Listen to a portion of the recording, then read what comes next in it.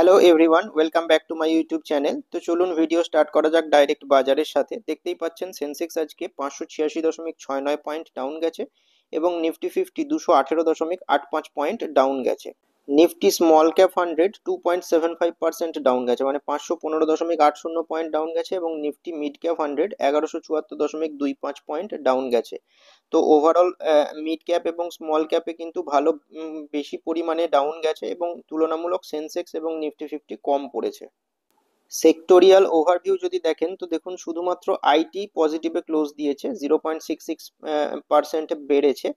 আর বাকি সমস্ত সেক্টর মানে automobile, health care, Pharma, consumer goods, consumption, construction, Nifty financial, private bank, bank Nifty, Nifty consumer, metals, Nifty oil and gas, energy, PSU bank এবং media entertainment, এগুলো প্রত্যেকেই কিন্তু ভালো রকম পরিমাণ ডাউন গেছে আজকে। এবার চলুন নিফটির চার্ট প্যাটার্ন নিয়ে ডিসকাস করা যাক। তো দেখতেই পাচ্ছেন নিফটি কিন্তু পরপর কয়েকদিন ধরেই ডাউনে আসছে, এবং আজকে দেখুন একটা ছোট মোটো সাপোর্ট যে লেভেলটা রয়েছে মোটামুটি 24,780-90 লেভেলটা, সেইখানেই কিন্তু ক্লোজ দিয়েছে। এর পরের যে সাপোর্ট সেটা মোটামুটি 24,400, তারপরে মেন সাপোর্ট মোটামুটি 24,000 লেভেলটাতে রয়েছে। তো এখন সাপোর্ট গুলো কেন ডিসকাস করা হচ্ছে, কারণ দেখতেই পাচ্ছেন ডেলি বেসিসে কিন্তু ভালো রকম সেল অফ দেখা যাচ্ছে। বিভিন্ন অ্যানালিস্টরা বিভিন্ন রকম রায় দিচ্ছেন বা বিভিন্ন রকম আলোচনা হচ্ছে, কিন্তু আমি সেগুলো নিয়ে ডিটেলে পরে আলোচনা করছি। তো এখন যেটা শর্ট টার্ম বেসিসে সাপোর্ট দেখা যাচ্ছে 24,400 এবং 24,000 লেভেল অবধি।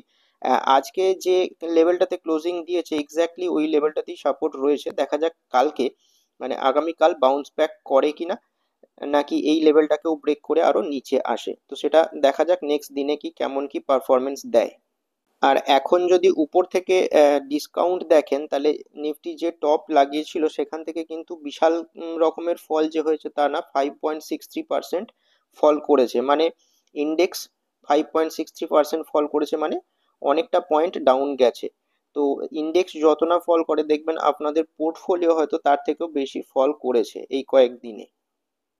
তো বিভিন্ন অ্যানালিস্ট এবং এক্সপার্টরা মনে করছেন যে মোটামুটি নিফটি কিন্তু আরো 10% স্লাইড করতে পারে, যদিও আমার এটা মনে হয় না, কারণ মোটামুটি 24,000 লেভেল অবধি এলে ওভারঅল নিফটি ফিফটি 8.5% মতো কিন্তু ডাউন যাবে। তো দেখা যাক নেক্সট দিনে কেমন কি পারফরমেন্স দেখায় Nifty fifty as well as Indian market. তো দেখুন এই যে মার্কেট এত পড়লো তার পিছনে কিছু কারণ ডিসকাস করা আছে, যদিও এইগুলো মানে বলা ফালতু, কারণ হচ্ছে গিয়ে মার্কেট পড়ার টাইমে পড়বেই, কারণ একটানা অনেকদিন ভালো রকম র্যালি দিয়ে এসেছিল। তো মার্কেট বাহানা খুঁজছিল যে কোন কারণে পড়া যায়, তো সেই বাহানাটা এসে গেছে। তো মেনলি দেখবেন কয়েকটা রিজন দেখাচ্ছে যে মিডল ইস্টে টেনশন রয়েছে, এবং সামনে সেপ্টেম্বর কোয়ার্টারের আর্নিংস ডিক্লেয়ার হবে বিভিন্ন কোম্পানির। তো কেমন কি ডিক্লেয়ার হবে সেই নিয়েও একটা আনসার্টেনটি রয়েছে, এবং চায়নার সম্পর্কে নিউজ, সেই সমস্ত নিউজগুলো রয়েছে, যে কারণে কিন্তু ইন্ডিয়ান মার্কেটে প্রেসার দেখা যাচ্ছে। সেই কারণে দেখবেন ইন্ডিয়ার যে ভোলাটিলিটি ইন্ডেক্স ইন্ডিয়া ভিক্স সেইটা কিন্তু বেড়ে যায় আজকে। তো মোটামুটি বেড়ে 15.1-এ পৌঁছে গেছে ইন্ডিয়া ভিক্স। ভোলাটিলিটি ইন্ডেক্স মানে মার্কেটে যতটা ফিয়ার কাজ করে সেই তখন কিন্তু ইন্ডিয়া ভিক্স ভালো রকম রাইজ করে। তো সেইটাই কিন্তু আজকে বেড়ে 15 পেরিয়ে গেছে।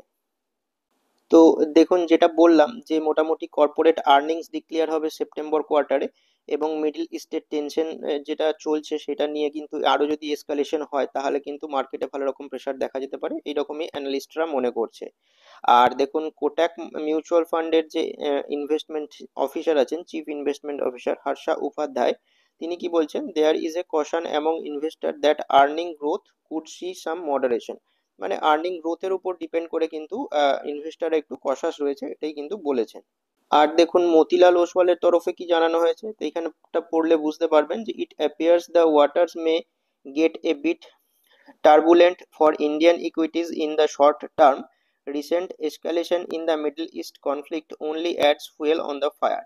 তো এই রিসেন্ট যে মিডল ইস্টে টেনশন বা কনফ্লিক্ট বা যুদ্ধ চলছে ইরান এবং ইসরায়েলের মধ্যে, সেইটাই কিন্তু ঘি ঢালার মতো ব্যাপারটা কাজ করেছে। তো সেইটাই কিন্তু মতিলাল ওসওয়ালের তরফ থেকে জানানো হয়েছে, এবং দেখতেই পাচ্ছেন সে কারণে মোটামুটি সেন্সেক্স এবং নিফটি বোথ কিন্তু প্রায় 1%-এর কাছাকাছি ডাউন যায় আজকে।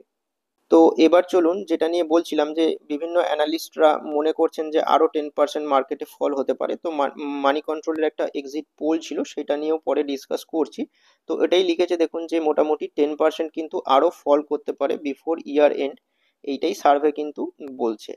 তো দেখুন এখানে ডিটেলে লেখা আছে যে latest poll of market experts by Moneycontrol has revealed that large majority believes that the Indian markets are currently expensive and a further 10% correction from the current level could be expected.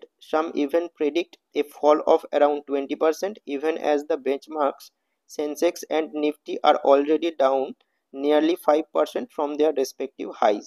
তো যেটা বললাম, সেন্সেক্স এবং Nifty fifty উভয়ই দেখবেন 5.5%-এর মতো মোটামুটি তার high থেকে ডাউনে চলছে। তবুও কিন্তু কিছু অ্যানালিস্ট বা এক্সপার্টদের মনে হচ্ছে যে ইন্ডিয়ান মার্কেট এখনো এক্সপেন্সিভ রয়েছে এবং আরো 10% ফল হতে পারে। আর কেউ কেউ বলছে না, আরো কিন্তু 20% ফল হতে পারে। তো দেখুন পিটার লিঞ্চ একজন American investor as well as তিনি ফান্ড ম্যানেজারও। তো তিনি কি বলছেন যে এখানে দেখুন ডিটেলে উনি বলেছেন যে you need to know the markets going to go down sometimes, if you are not ready for that you shouldn't own stocks and it's good when it happens. মানে তিনি বলতে চেয়েছেন যে আপনাদের জানা দরকার যে মার্কেট কিন্তু মাঝে মাঝে নিচে যেতে পারে। এটার জন্য যদি আপনারা রেডি না থাকেন তাহলে আপনাদের স্টক কেনা বেচা করা উচিত নয়। এবং এই যে মার্কেট ডাউনে আসা, এটা কিন্তু ভালো জিনিস।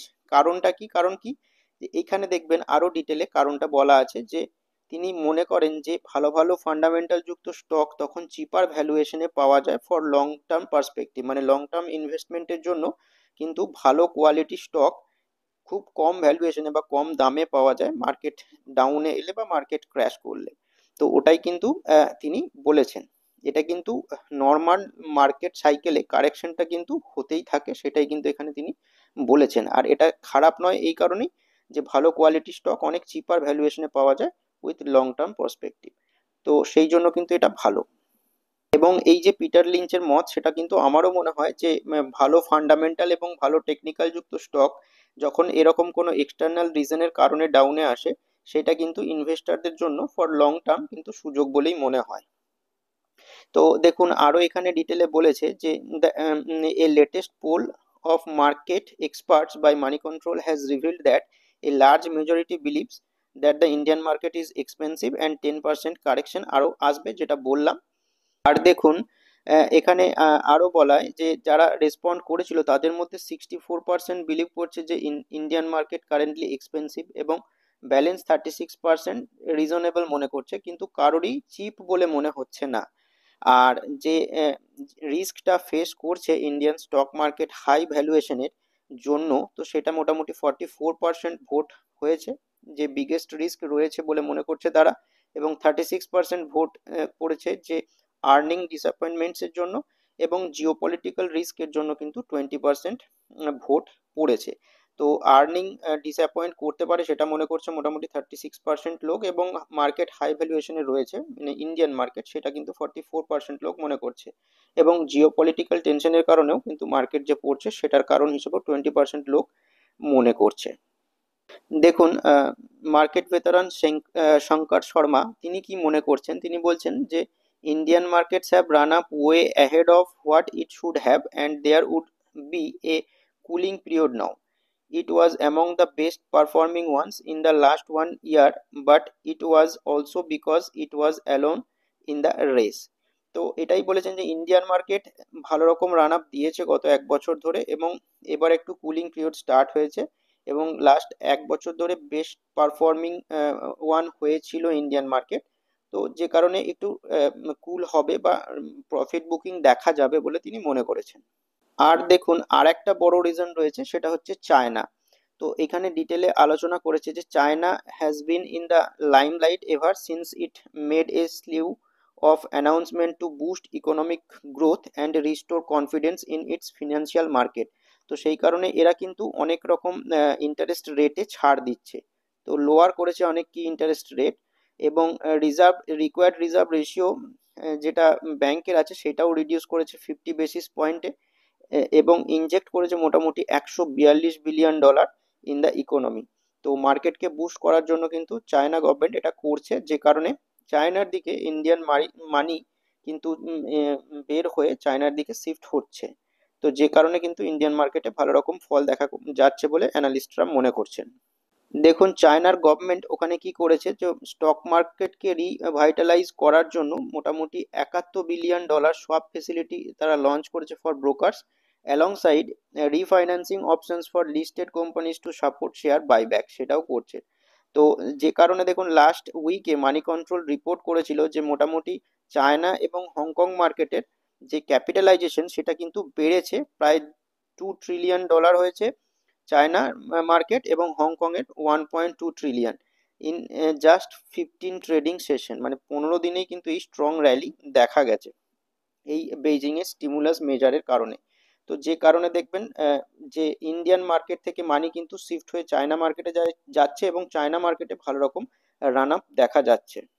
তো এবার দেখুন, বিভিন্ন অ্যানালিস্টদের মতামত বিভিন্ন রকম হবে, এবং এটা স্বাভাবিক, যখন দেখবেন যে মার্কেট পড়বে তখন হঠাৎ করে মানে অ্যানালিস্টরা বিয়ারিশও হয়ে যাবে।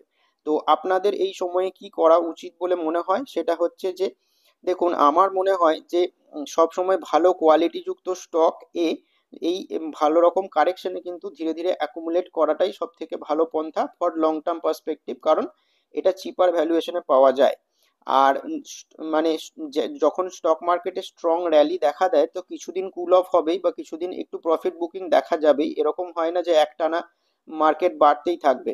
আর দেখবেন আপনারা যখন হয়তো ইনভেস্টমেন্টস করতে স্টার্ট করবেন, দেখবেন যেদিন কোনো কিছু ইনভেস্ট করলেন তার পরের দিন থেকেই মার্কেট পড়তে স্টার্ট করলো, যেন মনে হবে যেন আপনি কেনার পরই মার্কেট পড়তে স্টার্ট হচ্ছে, বাট এরকমই হয়। শুরুর দিকে একটু লস দেখা ভালো, কারণ ধীরে ধীরে এই অভ্যাসটা তৈরি হয়ে যাবে, যখন মার্কেট আবার ধীরে ধীরে রিবাউন্ড করবে, চায়না থেকে আবার যখন টাকা শিফট হয়ে ইন্ডিয়ান মার্কেটে আসবে, মানে ইন্ডিয়ান মার্কেটের ভ্যালুয়েশন চিপার মনে হবে এফআইআই দের, তখন কিন্তু আবার ফরেন ইনফ্লো ইন্ডিয়াতে বাড়ার কারণে ইন্ডিয়ান স্টক মার্কেটও ভালো রকম পারফরমেন্স দেখাতে পারে। তো এখন একটু রিস্ক তো রয়েইছে। তো সেই জন্য যখন মানে কোনো কোয়ালিটি যুক্ত স্টক অ্যাকুমুলেট করবেন ধীরে ধীরে করবেন, যাতে করে কি হয় আরো মার্কেট পড়লে আরো অ্যাভারেজ ডাউন করতে পারেন। এটা কিন্তু সম্পূর্ণ আমার মত, তবুও আপনারা সমস্ত রকমের রিসার্চ করে কাজকর্ম করবেন, এবং নিজের ফাইন্যান্সিয়াল অ্যাডভাইজারের সাথে কনসাল্ট করে করবেন। আর ভিডিওটা যদি ভালো লাগে লাইক করতে পারেন, আর এরকমই ইনফরমেটিভ ভিডিও পাওয়ার জন্য চ্যানেলটিকে সাবস্ক্রাইব করতে পারেন।